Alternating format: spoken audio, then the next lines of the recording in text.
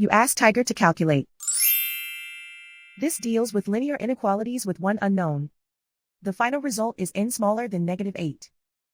Let's solve it step by step. Isolate the n.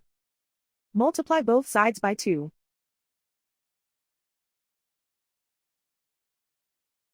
Group like terms.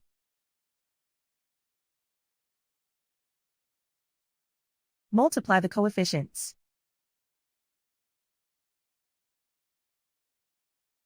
Simplify the fraction.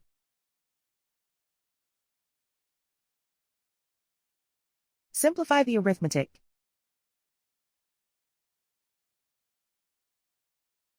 Plot the solution on a coordinate grid.